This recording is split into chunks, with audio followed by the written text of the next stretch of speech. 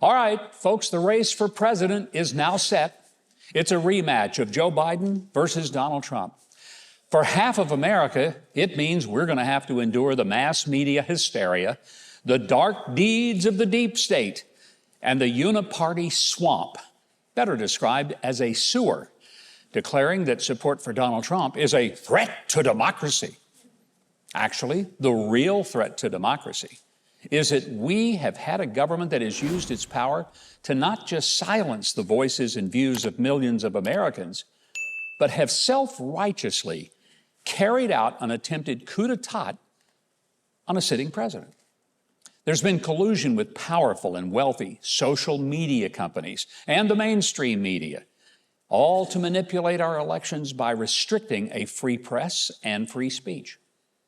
This election that we're in this year will determine if America survives as a land of the free and home of the brave, or if we're just going to be shipwrecked on the shores of socialism. My contempt for what pretends to be journalism today grows by the day. Even the newspaper in my home state of Arkansas has become virtually unreadable in its unbalanced coverage of anything related to Donald Trump or the current governor in Arkansas, who I happen to know fairly well.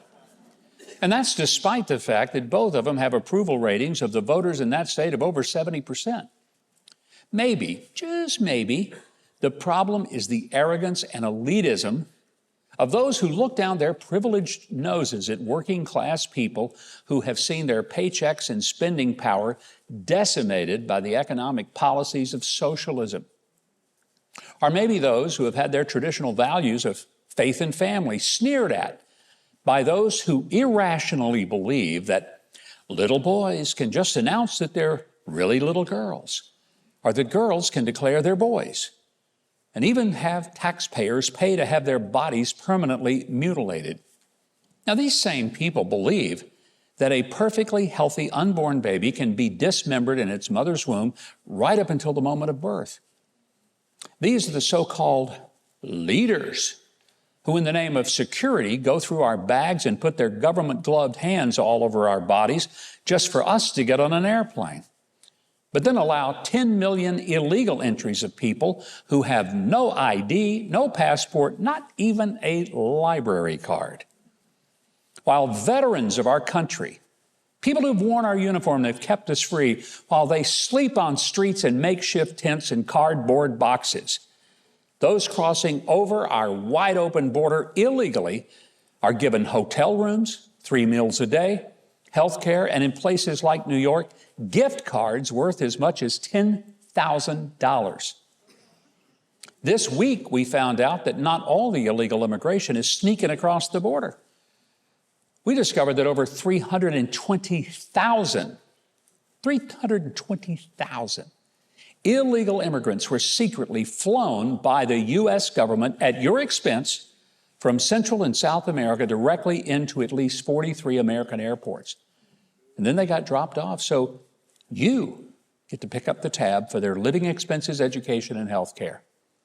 Oh, you might not be able to afford your own food, medicine, and education for your kids, but you're expected to pay for people who have no legal right to be here and who jumped the line in front of those who have patiently waited to legally immigrate to the United States. And the reason they have waited is because they genuinely want to be American. They want to join us in building a free country where hard work and responsibility can result in a dream come true. Under President Obama, the IRS targeted conservative, Christian, and pro-life groups. Remember the name Lois Lerner?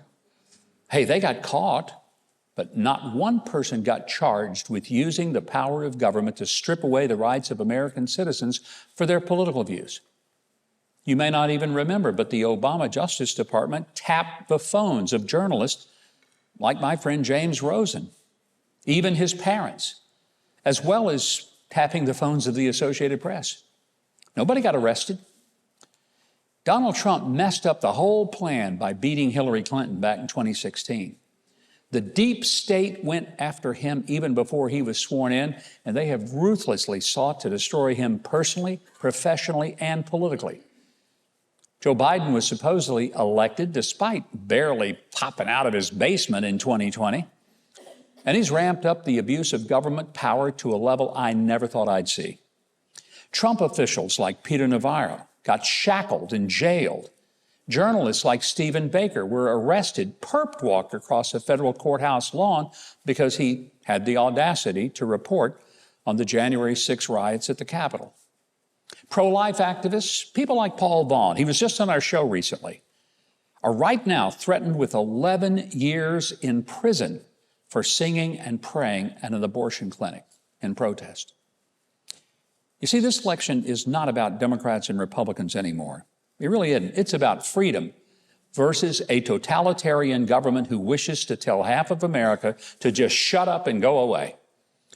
And if you vote for the people who are destroying freedom and justice in this country because you don't like the tweets of Donald Trump, then you lose the right to complain when your children get taken from you if you don't consent to their surgical gender reassignment, or if you're not allowed to have a credit card because you have the audacity to own a firearm. I want to make it real clear. I don't worship Donald Trump. I don't. When I hear people say, oh, these people that worship Donald Trump, I don't worship Donald Trump. I only worship Jesus Christ. But I do love my country. I love my freedom. And I love my family. And I absolutely will not help elect people who hate everything I stand for and who want to use the government to punish me for thinking and speaking for myself. And I hope you won't either.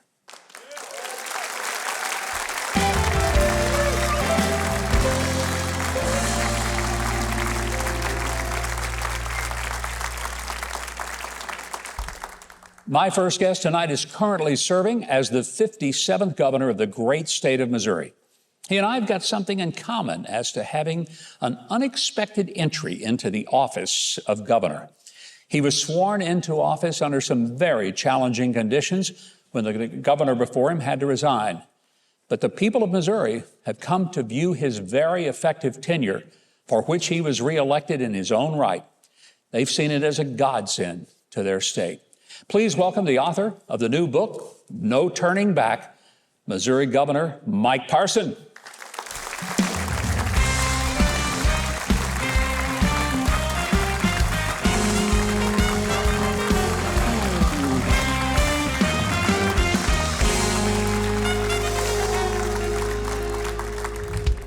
Governor, it's great to have you here. I think I need to start by saying congratulations to the Kansas City Chiefs for a Super Bowl victory. Yeah, I like that. Yep. I like that. Yeah, thank you. Thank you. Well, you became governor under less than ideal circumstances. You were serving as lieutenant governor down there minding your own business. Right. The governor was forced to resign. It was an abrupt kind of moment, wasn't it? Well, there's no question, you know, in this arena, as you well know, as you've been through this, Yeah. Most governors have 2 months to prepare for that transition. We had 48 hours to be able to assume those duties. So it definitely was thing that you hope in a little gray hair. You were prepared for that moment. Yeah. You never really think it's going to happen, but it did. And from there, there was no turning back. Where the title of the book come from, actually, when I was going to be sworn in, my staff was getting ready to open the door, and there's national media, and everybody's there because everything. The cameras were clicking. I'd never been on a stage like that before. And they said, well, what are you going to do now, Governor? I said, well, one thing for sure, I'm not turning back. There you go. So we had to go out there and Well, face it's a great title for the book, and I've been reading through it, and I think people are going to be truly impressed that this was, I think, the culmination of a lifetime of preparation for this. You had been in the state Senate, you'd been in the state House, but I think the bigger preparation that I saw in your story, you grew up on a farm. You grew up in old-fashioned ways of just treating people right and doing the right thing, not because a lawyer said you had a contract, but because you were raised to believe that the right thing is always the right thing. I don't think there's any question, Mike. Faith, family, and freedom is how I grew up. My mom and dad were sharecroppers, and in the world of material things, didn't have much. As 4 of us boys, we went from farm to farm working for other people most of my younger days to be able to do that. And in the world of material things, we didn't have much. But I'll tell you what you had everything everybody else did. A little town of 356 people, one of the poorest counties in the state. But you learned how to help neighbors, to help one another, to respect one another. You learned what it was like to sit in a church pew, Sunday nights, Sunday day, Wednesdays, revivals, the whole thing. That foundation is why I'm here today talking to you, and I've used it every day of my life, even times when I've sure made my share of mistakes, when I was growing up and when I served in the military. But faith has been part of the decision process of my entire life, and you learn, and I firmly believe, for all of us in these positions, number one, I believe you got to have faith to be able to do them, start off with, if you're going to be effective. Yeah. The second thing, I think there's a purpose for our lives that we don't even sometimes know those purposes, but thank goodness God does. You were thrust into the position unexpectedly, as you said, 48 hours to prepare. Did you sense, though, that the people of your state, they wanted you to succeed because they'd been through a traumatic experience where a governor was forced to resign? It was an embarrassment to the state. And I just think that they probably were thinking, Governor Parson, just make us proud. Just make us proud. Well, and I wanted to do that so bad because I love the people of Missouri, and I love being the governor of Missouri and being part of that state, and I wanted to succeed. But you're right. But the first thing you had to do was you had to put people first. Yeah. And you had to realize that as the governor of the state, you are no more or no less than a public servant. And you got to humble yourself enough to do that every day, no matter whether you live in the cities or the rural areas of our state. But people were wanting a calmness in our state. And I think it's one of the things that you learn to do over a lifetime. You know, being in the military, being a sheriff, all the things you've had to deal with in your life, prepares you for that moment. And it was. I wanted Missouri to do well. And from then on, we just started doing the right thing day in and day out and really put the people of Missouri forward and focused on that. And we've been very successful since then. Things have went really well in our state. But in credit for a lot of people, not just me, but a lot of people. But you've created an extraordinary legacy. I want us to get into that when we come back. We'll take a brief break. And I want to talk with Governor Parson about why it is that states are actually getting things done when the federal government is paralyzed. There is a reason for that. We have a lot more to talk about with Governor Parson. Don't go away. Keith Bilbrey, why don't you tell us a little bit about what we have to look forward to the rest of the evening? Well, the Oak Ridge Boys are with us tonight, and professional athlete Zion Clark is here to shed light on foster care reform. It's all tonight on Huckabee.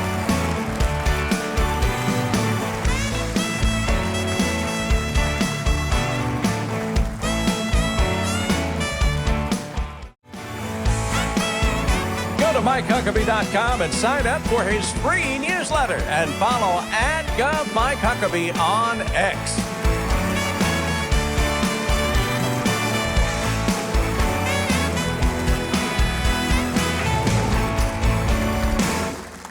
And welcome back, everybody. Governor Mike Parson from Missouri is with me, and we're talking about why states get things done when the federal government doesn't. And I'm not sure they can. But you've seen a lot of things, paid down a $600 million debt that the state had, raised teacher salaries, lowest unemployment rate in the history of the state. I mean, I look at the record that you have achieved. No wonder the people like you over there. But I mean, it's been a record of just one accomplishment after another, things people want to see happen. Why is it happening? And it's not just Missouri, but states across the country. Why are states getting it done and the federal government can't? Well, first of all, and let me add one other thing to that. 3 tax cuts in 5.5 years. No governor's ever did that in our state's history, the largest one.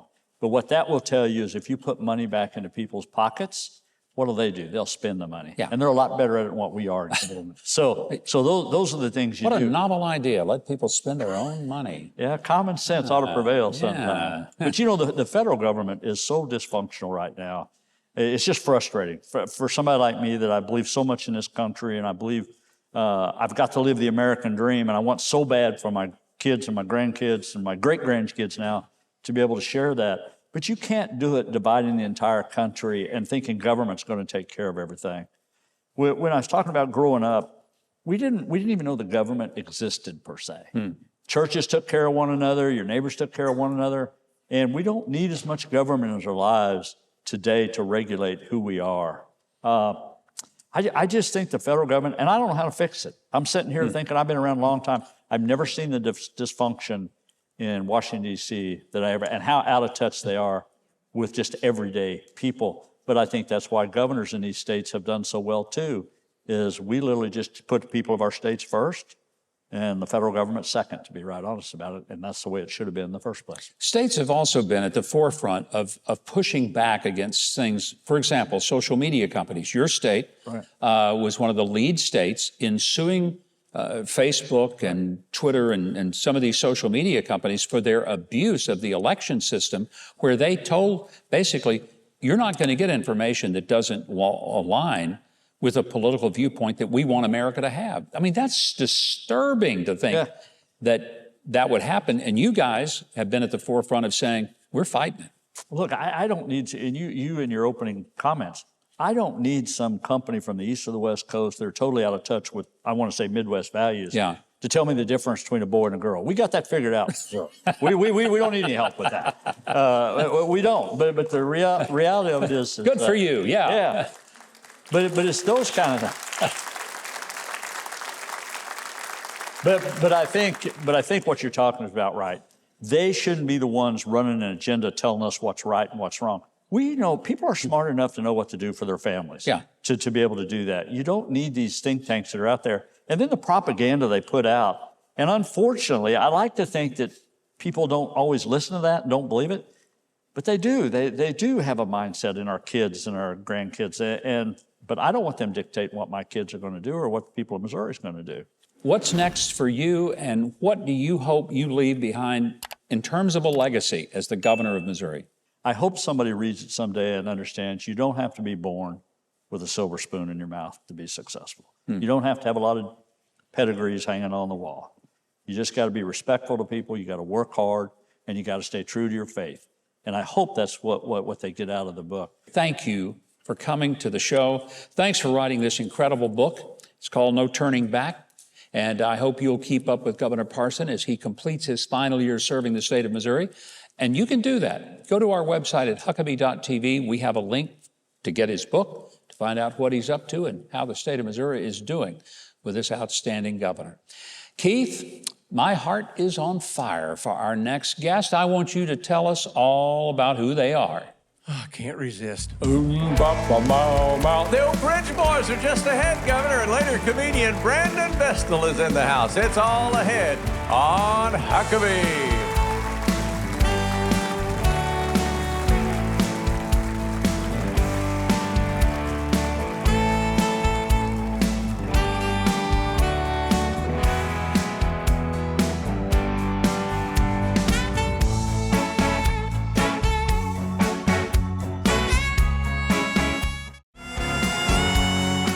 Down and be a part of our audience. Just go to Huckabee.tv and click on free tickets.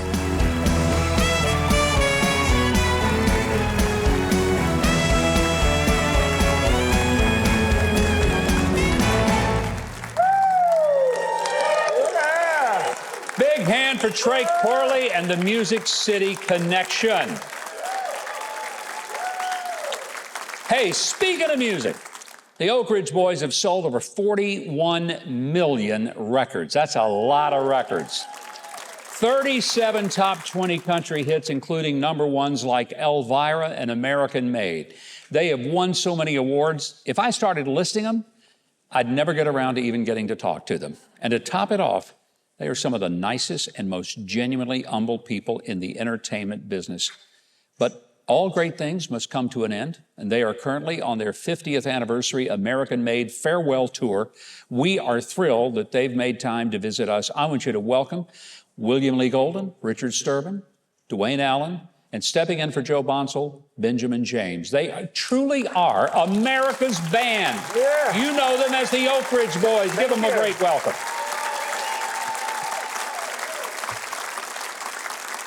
You know, it's great having you guys here. I miss Joe, and I know Joe's had some health issues, had to retire last year. Benjamin, you jumped in the middle of the greatest band in this country, the Oak Ridge Boys.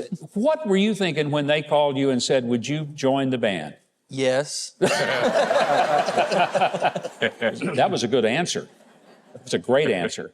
Dwayne, when you guys all got this started, and 1973 was when the four of you really started and stayed together. That's unbelievable in the entertainment business. Did you ever envision that you would still be doing this 50 years later? I didn't envision it even when I joined the group in '66. Yeah. And in, let's see, next month will be 58 years for me. Wow. And I don't regret 1 minute of it. 58 years. Yeah. And William Lee was here when I came. What year did you start? I joined in the first part of 1965. Wow. Yeah. So, Richard, you're the young whippersnapper in the band. The newest old guy, let's put it that way. What year did you join the Oaks? 1972. 72. Yes. Wow. I mean, all of us have grown up with your music, and I think more than that, the extraordinary sense of connection that you have had to this country. And you represent country music, but also, I think, just great music and something that Americans can cherish.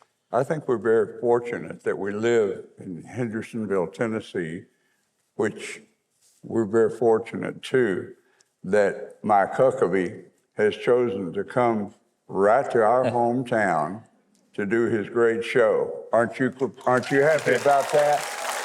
Yeah. Mike Huckabee is happy about that too. This is 5 minutes from my house, you know. Here, put on your shirt and come down and do the show. Yeah, anytime, Mike. But I think another thing is we live just, 23 minutes from Music City, USA, where all of the greatest songwriters in the world live and work. Of course, Nashville is so spread out now, it includes Hendersonville. And we have a lot of recording studios right here in Hendersonville. They're scattered all over this part of the country.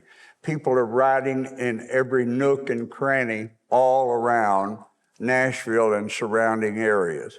We are fortunate that we have access to all those great writers, and they've written our career for us. None of us really write that many songs, but we go to the greatest writers in the world down on Music Row, and they write songs for the Oak Ridge. We can tell them, we just got through recording a new album, and we told them we want this album to be about mama's boys, what mama taught us about love, life, living, about God, about our faith. And we got some of the greatest songs about mama's boys and what she taught us I think I've ever heard. Well, your music is timeless. It's not like it's music that sounds old.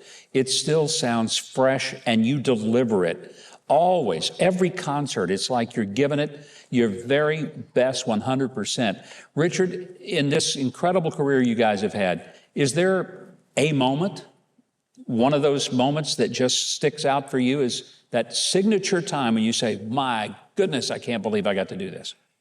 There are so many moments. It's sometimes difficult to pick one.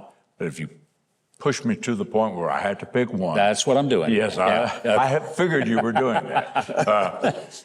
I'd have to say being inducted into the Country Music Hall of Fame. You know, if you sing...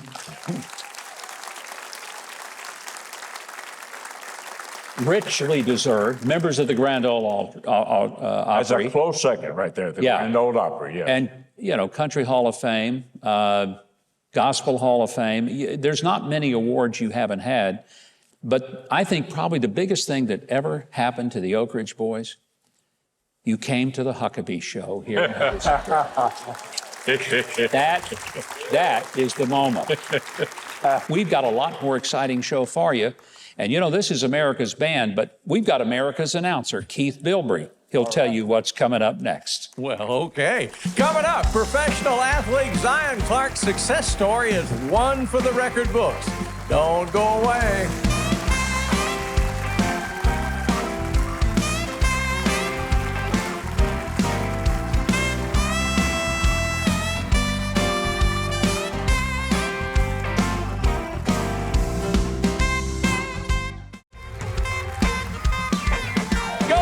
Huckabee.tv and get your very own made in the USA Huckabee mugs, t-shirts, and more.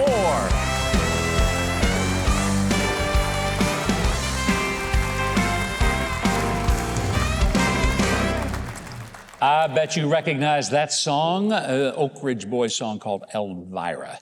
Hope you like it, because you might get to hear a little bit of it later on in the show.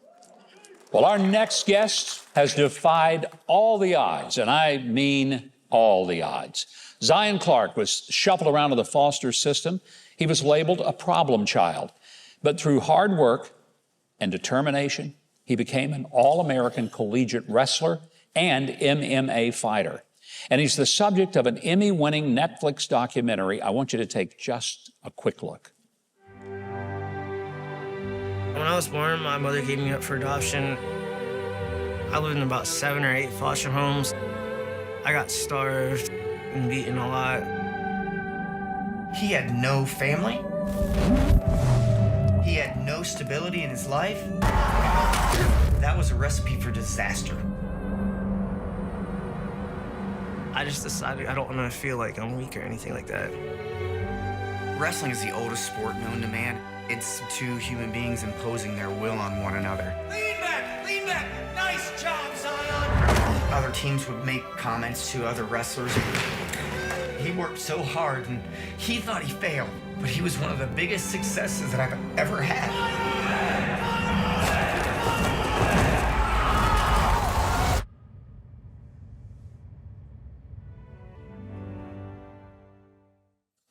Zion Clark is the executive producer of a new film called Foster Dreams. It'll help reform the foster system. He's also training to become the very first Olympic and Paralympic athlete. Please welcome the inspiring Zion Clark.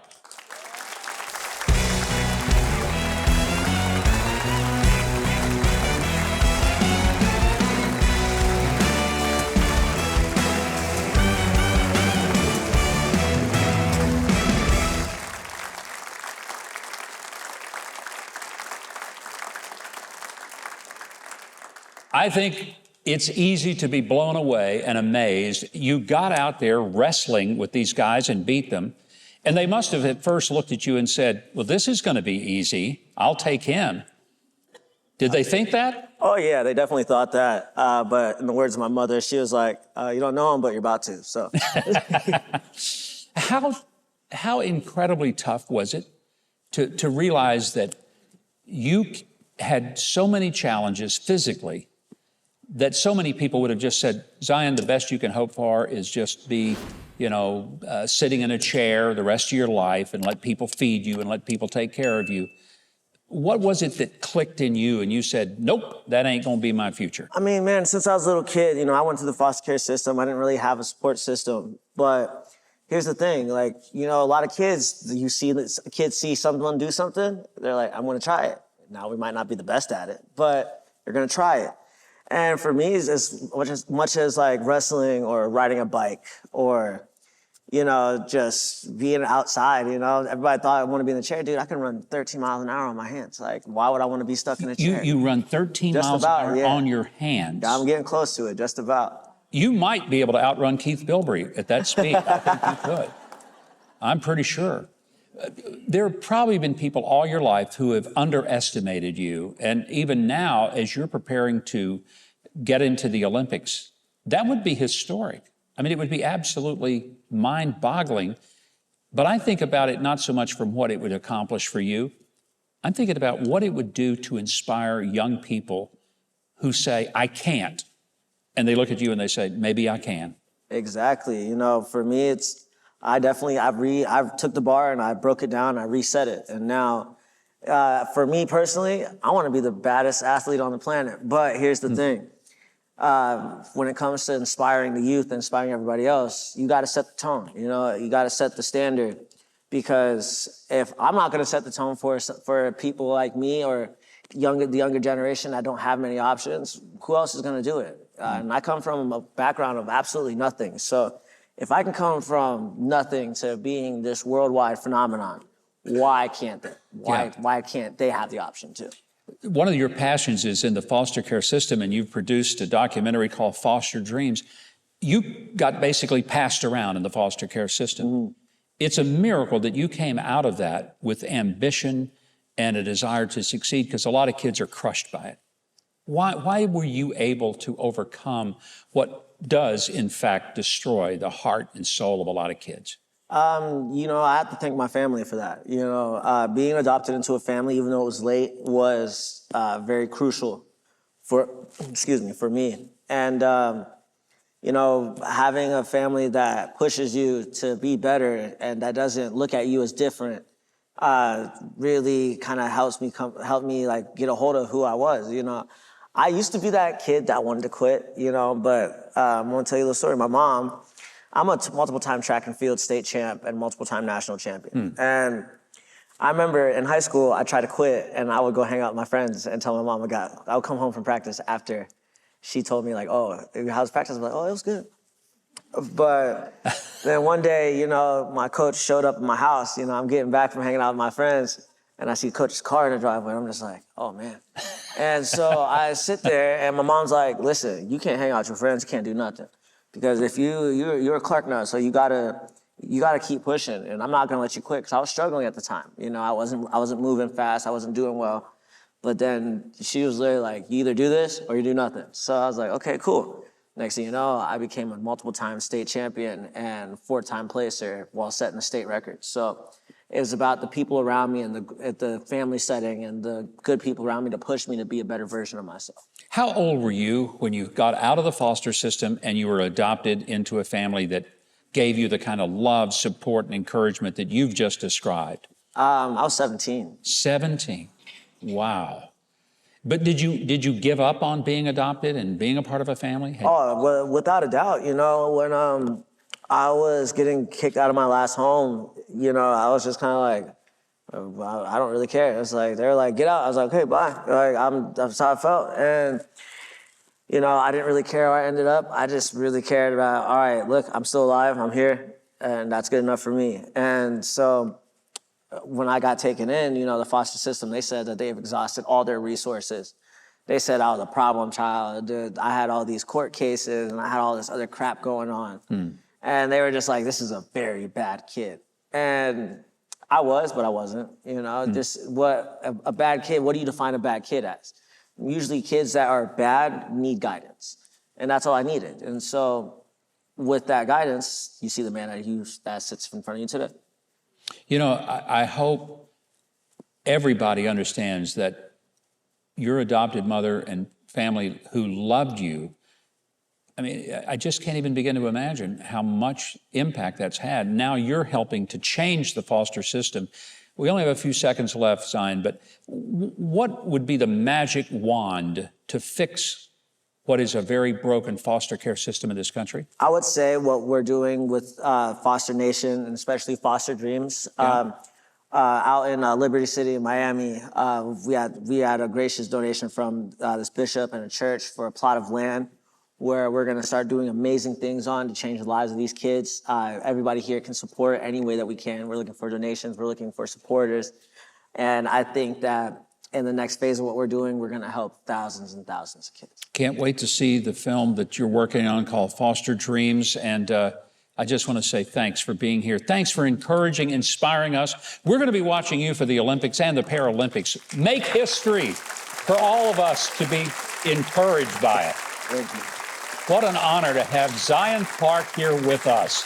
His message is, you and only you are in control of your destiny, so no excuses, no shortcuts.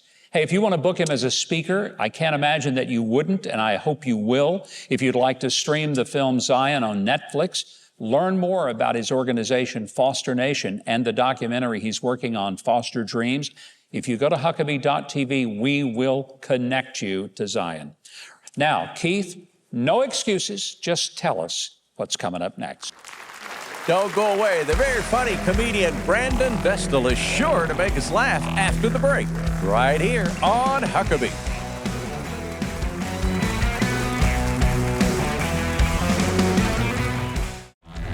Join us next week for rock and roll legend Chuck Leavell and Blood Money author Peter Schweitzer.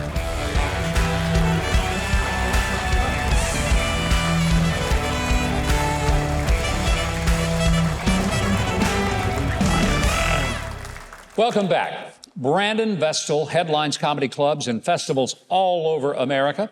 His debut album, called Smooth, earned him Sirius XM Radio's Comedian of the Month honors.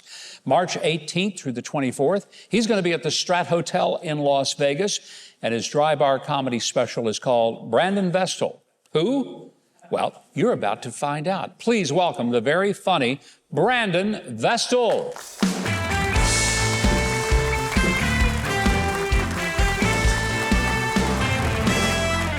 Hello. Thank you. Thank you very much, Governor. I've always wanted to do that. That's cool. I live in Los Angeles, and I fly a lot. And I was checking in the other day. You know how they make you weigh your bag when you check your bag? That lady from the airline looked at me. She goes, "So your bag is over 50 pounds? And for safety reasons, we can't put bags in excess of 50 pounds onto the flight." I said, I start to grab the bag. She goes, "But if you give us $100 more, we'll go ahead and throw it on the plane for you." I was like, "That's great, but how's that fix the safety issue?" So let me get this straight. If I give you $100 more, you're going to turn on the extra safety features? I didn't know that's how it worked. They shouldn't have given me that kind of information. We're about to take off. Like, "Sir, you need to put your seat up. We're about to take off." I just threw 100 at her. I was like, "Nope." Like, "Here's 5 more. Tray stays down." We started taxiing out, and I still had my phone out. She got so mad. She come running down the aisle. She goes, "Sir, you need to put your phone away. The signal from your phone can interfere with the plane." I just threw my credit card at her. "Don't you talk to me anymore. Everybody on board gets Wi-Fi. Don't worry about the signals, everyone. I've paid extra for the safety package." I was in Las Vegas a few weeks ago performing, and I love that town. It's my favorite city to go to. So much going on. But I got aggravated because I was there 3 days and 3 nights, and the longest line I saw of all the places in Las Vegas was to get into the M&M store. There were people lined up down like, if you're not aware, there's a 4-story M&M store on the Las Vegas Strip, and it's exactly what it sounds like I'm saying. It's a massive store with a whole bunch of M&Ms in it. And people were lined up down Las Vegas Boulevard to get into the, and I asked them on day 2 when I walked by, I was like, "What are y'all doing? What's really going on in there? Is M&M the rapper coming out of a bowl of M&Ms?"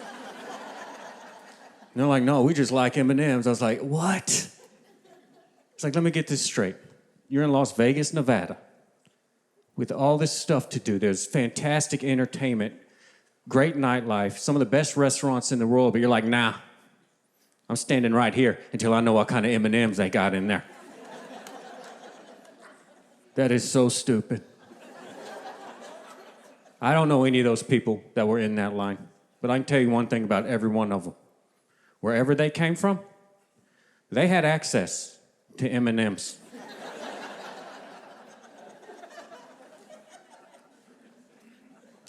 I don't care where they came from. Just think of all the M&Ms they passed on the way to the airport to fly to Las Vegas. Every physical structure they drove past had at least 2 bags of M&Ms in it. If we all stood up right now and did a little shake, I bet about 600 M&Ms would go flying around this room. Please don't go to Las Vegas for M&Ms. You go there to make mistakes like an adult.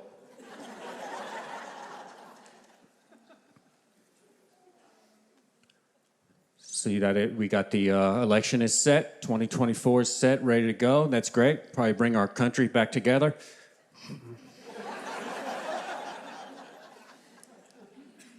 I'm not a political guy. It seems exhausting to me to keep up with it all. But I live in Los Angeles, and I can tell you this about politics. If you find yourself in Los Angeles, California, and you happen to be a Republican, you should probably just keep that to yourself. They do not like Republicans in law. They don't even treat it like real people out there. They're like these mythical creatures that hide in the bushes. They'll snatch up your kids and force them to get a job. There's an app in LA County that tells you if Republicans live in your neighborhood. I'm serious, I've seen it. There's little elephant heads on the houses.